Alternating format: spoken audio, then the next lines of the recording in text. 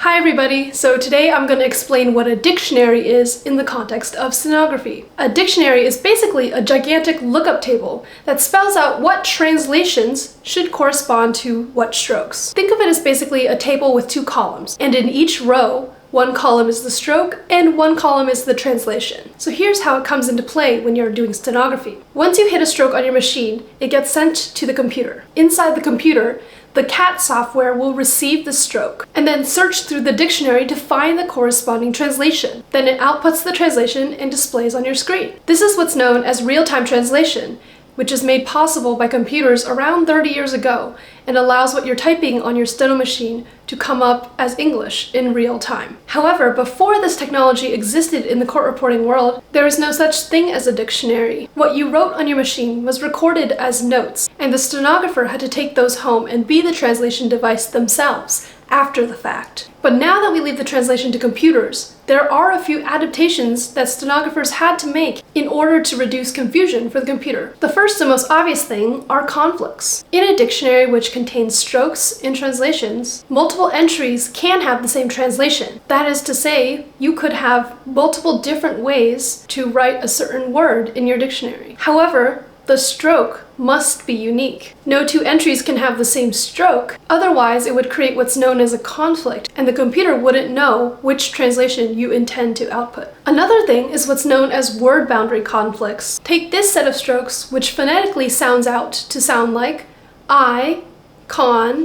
tact. And imagine you had these entries in your dictionary for icon, contact, and tact. So which translation is the one you intended? Unfortunately, the computer doesn't know. So you're going to have to adapt the way you write these words in order to make sure it translates correctly. Avoiding these sorts of conflicts is one of the biggest concerns of modern theory, and the challenge is to make sure that each stroke sequence you input can only have one intended output and can't be confused with another sequence of words. To give you more of a visualization, here's my dictionary in digital cat. This dictionary has a little bit more information per row. So not only does it have the stroke in the translation, but it also has flags that indicate whether the entry is a prefix or a suffix, or maybe a number, and so on. It also stores the date I created the entry, as well as how many times I've used it while typing. In Plover, the dictionary format is a little bit different. It uses JSON dictionary format, which really only has the two columns. So instead of using a separate column to store flags and so on, Plover encodes those flags within a special translation language, and here's what that looks like. Now you may ask yourself,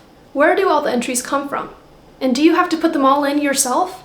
And the answer is yes, pretty much. Depending on where you get your theory materials from, you may be given a base dictionary which has most common words already entered for you. But as a stenographer, you're always going to have to be adding to and customizing your dictionary. Remember I said that you can have multiple strokes translate to the same thing? One common thing that stenographers do is that if they fat finger their chord and make a mistake, and that chord does not correspond to any word, they can enter it in their dictionary as a misstroke. So the next time they make that mistake, it will still come up translated as the word they intended to type. And you may create your own unique ways of writing words and creating shortcuts and briefs, as long as they don't conflict with other things that are already in your theory. And you can see how quickly your dictionary will evolve to become a unique piece of material that is unlike any other stenographer's dictionary. Because stenographers often include many types of entries that don't follow the rules, it's hard to programmatically generate a dictionary, although there are some efforts within the Plover community to create those types of tools. With how customized dictionaries are though, I'm not confident that it will become a successful endeavor for a full theory. So I hope that gives you a better idea of what a dictionary is.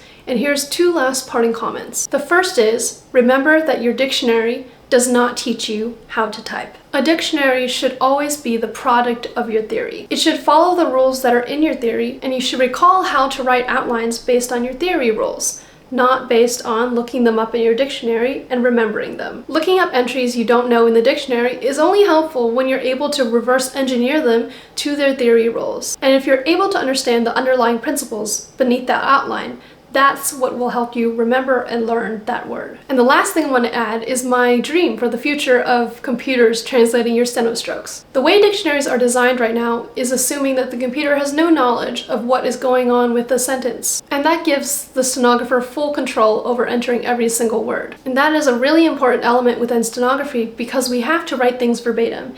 And people frequently speak with bad grammar or wrong words all the time, and we must record that as is and can't have computers correcting them to a nice grammatical sentence. And leaving that full control to the stenographer is a good thing. But if we were to give computers any sort of control in the future, I think we could go back to having conflicts in theory and letting the computer interpret what is the most likely output we did intend. For example, being able to write eye contact and eye contact the same way and have the computer choose eye contact because it's pretty unlikely we meant eye contact. While I think it will be a difficult task to give some control back to computers because of the verbatim reasons I mentioned before, I think if we are to utilize more of the power of technology we have today, I think that is one direction that I think I would love to see it taken. Alright, and for my week update, I don't know, I really feel like I'm just coasting through summer right now. I'm just going through the motions, kind of getting things done. I've been feeling pretty physically exhausted, so I've not had a lot of time to put into like recreational practice and working on